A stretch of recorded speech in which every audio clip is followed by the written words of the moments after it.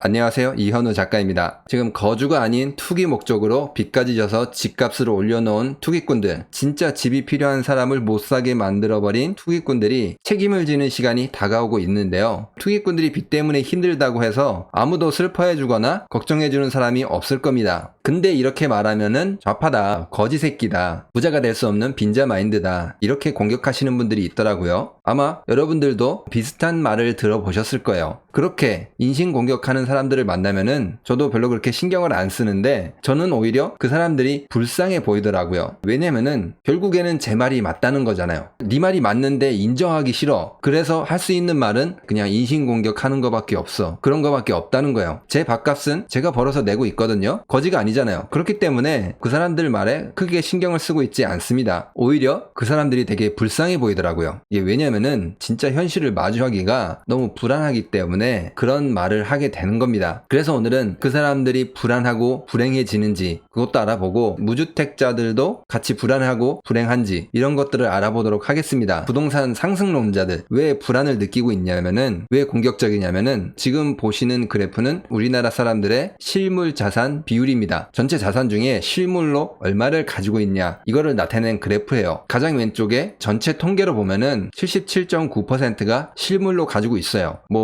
거의 사실상 부동산이죠. 자동차도 있긴 한데 대부분 부동산으로 가지고 있습니다. 연령대별로 또 살펴보면은 39세 이하가 65.6% 그리고 29세 이하가 42.7%. 그런데 이거는 부동산에 들어가 있는 돈까지 다 합친 거예요. 전세 보증금 그런 것도 실제로 집을 가지고 있지 않더라도 보증금 이런 것까지 그런 식으로 보면은 30세에서 39세는 67.2%, 40대는 75.8%, 50대는 77.2%, 60대 이상은 83% 이렇게 비율이 있습니다. 부동산에 굉장히 민감할 수밖에 없어요. 나의 청춘, 돈, 열정, 대출, 영혼까지 모든 걸 끌어모아서 부동산에 다 넣어놨는데 이게 내려간다? 용납이 안 되는 거죠. 그리고 내려간다고 예상만 해도 불안하고 실제로 내려가게 돼버리면 어떻게 돼요? 불행해지겠죠. 내가 열심히 모아놨던 축적했던 자산들이 날아가는 거잖아요. 그러니까 불안하고 불행한 겁니다. 그러니까 공격적으로 막 나오는 거예요. 공격적으로 될 수밖에 없는 게 현금이 거의 없습니다. 보시면은 자산 유형별 보유액 이런 거를 보시면은 우리나라 사람들 다 통계로 봤을 때 전체 자산이 5억 5천만 원 정도 있다고 하더라고요. 네, 많이 있네요. 이건 통계고 이거를 봤을 때 실제로 현금, 저축액 8,500만 원밖에 없습니다. 자산이 5억 5천 정도 있어도 실제로 쓸 수 있는 현금은 한 20%가 안 된다는 거예요. 이제 나머지들은 다 실제로 현금화하기까지는 조금 시간이 걸릴 수 있는 그런 자산들로 있다는 겁니다. 여기 있는 실물 자산들 가격이 떨어지거나 현금화가 어렵게 되면은 어떻게 된다는 거예요? 경제적으로 굉장히 큰 타격이 있다는 거예요. 그렇기 때문에 이제 굉장히 불안한 겁니다. 그리고 이제 더 불안한 이유가 이제 왼쪽 보시면은 순자산 5분위별 부채 보유액이에요. 보시면은 자산이 많을수록 부채가 많아요. 또 그 의미는 뭐죠? 이렇게 자산이 많이 있어도 결국에는 뭐라는 거예요? 부채로 자산을 만들었다는 거예요. 그러니까 더더더 불안한 거예요. 완전히 내 현금으로 모아서 산 자산이라면은 불안하지 않을 텐데 대출을 이렇게 많이 받아서 자산을 모아놨기 때문에 어떻게 보면은 모래성이잖아요. 진짜가 아니라는 거죠. 그래서 불쌍하다고 이야기하는 거예요. 없네 별거. 자산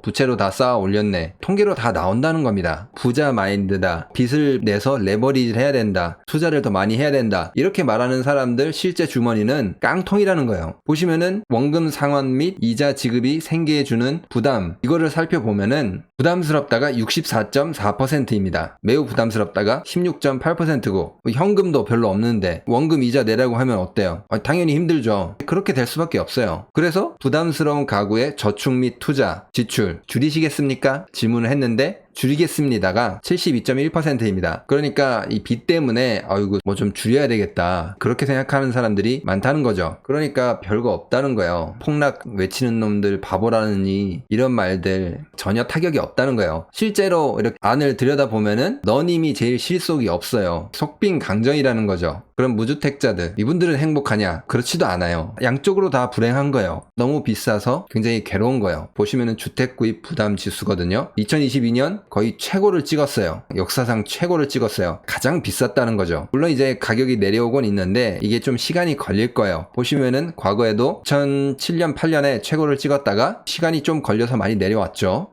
2014년에 최저까지 찍었는데 앞으로도 비슷하게 상황이 흘러갈 거예요. 좀 내려가기까지가 시간이 걸리기 때문에 답답하고 불안할 수도 있다 그 말입니다. 이제 모두 다 불행할 수밖에 없는 그런 구조라는 거예요. 그럼 이제 가격이 얼마나 떨어져야지 정상이냐 이런 거를 봤을 때 지금 보시는 그래프는 우리나라 명목 GDP하고 주택 시가 총액 이거를 나타낸 그래프예요. 주택 시가 총액 상승 속도가 훨씬 빠릅니다. 그런데 이게 자세히 보시면은 2001년을 기준으로 해서 이 속도가 확 갈려요. 닷컴버블 터지고 나서부터 저금리가 꾸준히 유지가 됐잖아요. 물론 이제 중간에 올린 적은 있긴 한데 꾸준히 저금리가 돼서 작년까지 계속 이어졌습니다. 이제 그 여파로 인해서 이제 유동성이 많이 공급이 된 거예요. 그러니까 결국은 빚으로 올라간 겁니다. GDP가 상승하는 속도하고 주택 시가 총액 상승 속도가 원래 정상으로 되려면은 이렇게 돼야 된다. 저는 이렇게 생각합니다. 점선으로 제가 표시를 해놨는데요. 같이 기울기가 올라가야지 정상인 거죠. 그래야지 돈을 벌어서 집을 살 수 있는